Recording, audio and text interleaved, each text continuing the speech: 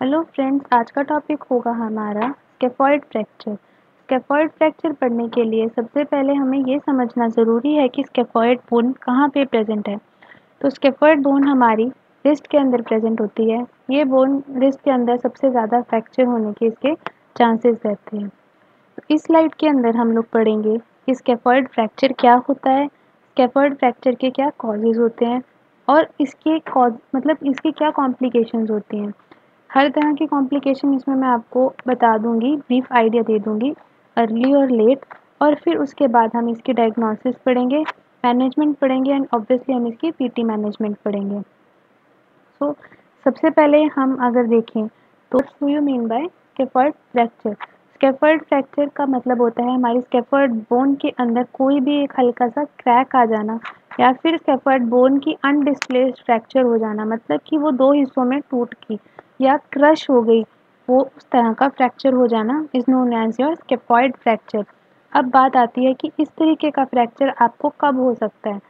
तो if a person falls on outstretched hand, मतलब वो अपने हाथ के बल के ऊपर गिरता है, तब उसको स्केफोल्ड फ्रैक्चर होने के चांसेस रहते हैं। उसकी बोन फ्रैक्चर होने के काफ़ी ज़्यादा प्रोमिनेंट चांसेस होते हैं। इसमें मैंने एक इमेज भी डाली है जिस वजह से आप समझ सकते हो कि कैसे गिरेगा वो, तो उसके हाथ पे फ्रैक्चर लग सकता है।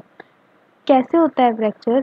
जैसे ही उस वो अपने आउटस्ट्रेच हैंड के थ्रू ज़मीन पर गिरेगा या कहीं भी ग्राउंड पर वो फॉल करता है, तो वो फोर्स एकदम से काफ़ी सारी ज़्यादा फोर्स, बॉडी वेट के अप्रॉक्स फोर्स ऊपर जाती है बोन की तरफ और बोन फ्रैक्चर हो जाती है। एंड अब वो डिपेंड करता है कि किस तरीके की वो इंजरी है। अगर एक माइल्ड इंजरी है तो वो एक हेयर लाइन फ्रैक्चर भी हो सकता है। अगर ज़्यादा बड़ी इंजरी है देन वो क्रश भी हो सकती है बोन। और फ्रैक्चर के ऊपर ही डिपेंड करता है कि बोन की ट्रीटमेंट कैसे होगी। ओके, सो कॉजेज़ के बाद हम लोग पढ़ते हैं कि कॉम्प्लिकेशंस क्या हो सकती हैं इस फ्रैक्चर की। अगर किसी को स्केफोल्ड फ्रैक्चर हो गया कोई बात नहीं, इट्स अ कॉमन, लेकिन क्या कॉम्प्लिकेशंस हो सकते हैं अगर उसको नेग्लेक्ट किया गया। सबसे पहली चीज़, हमारी स्केफोल्ड बोन के पास काफ़ी ज़्यादा रिच आर्टरीज़ हैं, बहुत ज़्यादा आर्टरीज़ हैं। अगर यहाँ पे फ्रैक्चर हो गया तो हो सकता है हमारे हाथ में आगे अवस्कुलर नेक्रोसिस हो जाए। सेम एक ऐसी बोन होती है हमारी बॉडी में जो होती है पेटिला। अगर पेटिला पे फ्रैक्चर हो जाए तो भी अवेस्कुलर नेक्रोसिस हो सकती है, क्योंकि उसके आसपास भी काफ़ी सारी ब्लड सप्लाई है। दूसरी चीज़ है डिलेड यूनियन। अब अगर हमारे स्केफोल्ड फ्रैक्चर हो गया, उसका कि ध्यान नहीं दिया गया, मूवमेंट्स करने लग गया पेशेंट, तो डिलेड यूनियन भी हो सकते हैं। मतलब जिस टाइम में उस बोन को फ्यूज़ होना चाहिए वो उस टाइम में फ्यूज़ नहीं होगी, वो ज़्यादा टाइम लेगी फ्यूज़ होने के लिए। फिर होता है नॉन यूनियन। कई केसेस ऐसे होते हैं कि उसमें बोन जुड़ती ही नहीं, जो बोन है वो फ्यूज़ ही नहीं करती, तो उन केसेस के अंदर सर्जरी करनी पड़ती है। एंड देन कॉमन जो होता है वो होता है रिस्ट की ऑस्टियोआर्थराइटिस हो जाना। फ्रैक्चर हो गया, उसके काफ़ी सालों बाद जाकर उसको रिस्ट की ऑस्टियोआर्थराइटिस की प्रॉब्लम आनी शुरू हो गई। Okay, so these are the common complications of scaphoid fracture.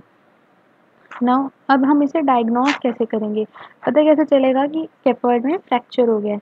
सबसे पहला डायग्नोसिस होता है पेन। कोई भी गिरेगा उसको चोट लगी, पेन होगी। And the other thing is swelling, उसका हाथ स्वेलिंग होगी, इन्फ्लेमेशन जिसे हम कहते हैं वो हो सकती है उसे, उसमें इन्फ्लेमेशन के पांचों साइंस आ सकते हैं। देन टेंडरनेस, वो हाथ तो इतनी उसको टेंडरनेस होगी इस ग्रेड पे कि वो आपको टच भी नहीं करने देगा अपने हाथ को, कि वो कहेगा नहीं मुझे टच मत करो, एंड दर्द होती है, बहुत ज़्यादा पेन में पेशेंट रहेगा। इसकी डायग्नोसिस के लिए most of the times x-ray किया जाता है। एक्सरे के अंदर विजिबली पता चल जाता है कि यस फ्रैक्चर है स्केफोल्ड का। और अगर एक्सरे के अंदर ऐसा कोई इंडिकेशन होती है कोई नर्व इंजरी की या फिर किसी भी तरह के वस्कुलर स्ट्रक्चर्स इंजर होते हैं, तो सीटी स्कैन और एमआरआई भी रेफ़र कर दी जाती है पेशेंट को करने के लिए। नाउ इसकी मेडिकल मैनेजमेंट क्या होती है, पेशेंट का जनरली प्लास्टर कास्ट ऑब्वियसली उसे लगाना पड़ता है।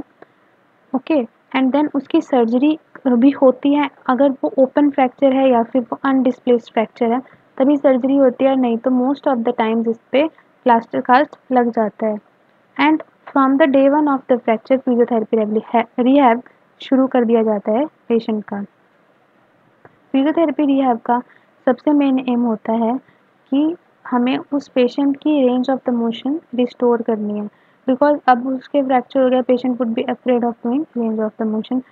देन हमें जितनी भी स्वेलिंग प्लास्टर कास्ट के बाद उतरने के बाद आई है, ऑब्वियसली मसल वेस्टिंग होगी, स्वेलिंग होगी, वो स्वेलिंग रिड्यूस करनी है, ग्रिप की स्ट्रेंथनिंग करवानी है, रिस्ट की स्ट्रेंथनिंग करवानी है और उसके फंक्शनल गोल्स को अचीव करवाने हैं।